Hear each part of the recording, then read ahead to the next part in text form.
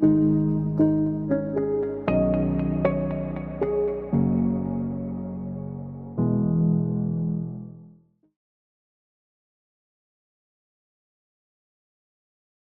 everyone. When dealing with some elderly people who have physical disabilities and poor upper limb function, but have good swallowing and chewing functions, caregivers need to assist the elderly in eating. The specific methods are as follows. Assessment. Assess the environment. It is clean and free of peculiar smells. Overall assessment of the elderly, disease condition, consciousness state, and nutritional status. Local assessment. Assess the elderly's gastric function. Diagnosis. Based on the assessment results, the elderly is unable to eat independently. When it is meal time, the elderly needs the caregiver to assist with eating. Planning. Plan to assist the elderly in eating in half an hour. Implementation. Prepare supplies including tableware, bowls, soup spoons, chopsticks, and cleaning tools, tissues, towels, napkins, mouthwash, etc. The caregiver prepares by dressing neatly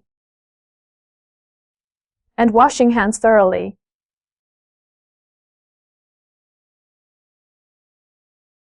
Communicate with and explain to the elderly. Inform the elderly of the mealtime and the type of food, and ask about the elderly's special needs. Help the elderly take a proper lying position before eating. For those who are inconvenient to get out of bed, assist them in taking a sitting position or semi-sitting position. For bedridden elderly, arrange a lateral position or supine position, with the head tilted towards the caregiver's side, and provide appropriate support. Put a napkin around the elderly's chest. Place a clean towel by the elderly's hand to keep the bed unit clean. Place the tableware with food on the bedside dining table.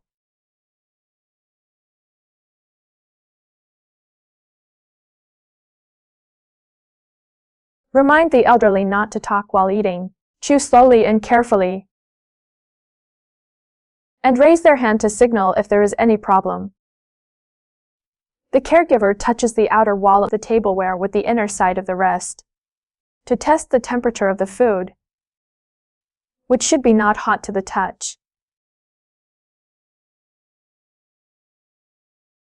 First, feed the elderly an appropriate amount of warm water to moisten the mouth. Then feed the elderly following the principle of alternating solid food and liquid food.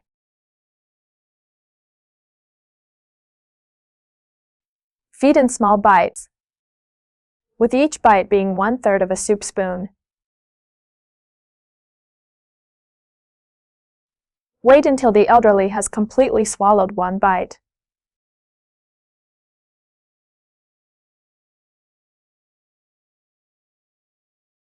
Before feeding the next bite, after the elderly finishes eating, assist the elderly in rinsing the mouth.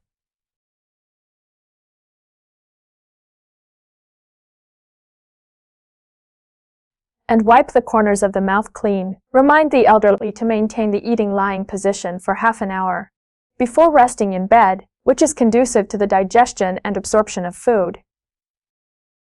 Organize the supplies. Remove the padding towel. Put back the small dining table. Tidy up the bed unit. Wash and disinfect the tableware, and put them back in place for later use.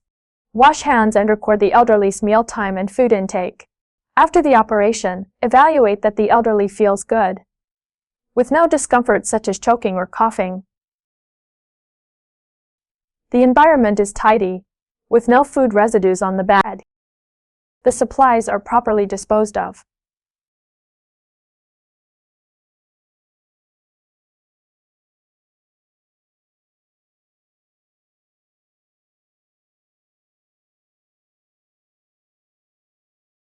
Precautions. 1. Do not urge the elderly during the operation. Feed patiently, care for the elderly, and communicate with them at any time. 2. Respect the elderly's habits and preferences.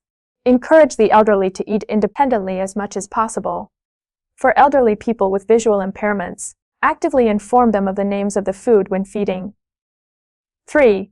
When feeding food with bones or fish bones, inform the elderly to eat carefully and assist them in removing the bone spurs. 4. If necessary, half an hour before eating, assist the elderly in urination and defecation or finish, cleaning work, etc. And open windows for ventilation to keep the indoor environment clean.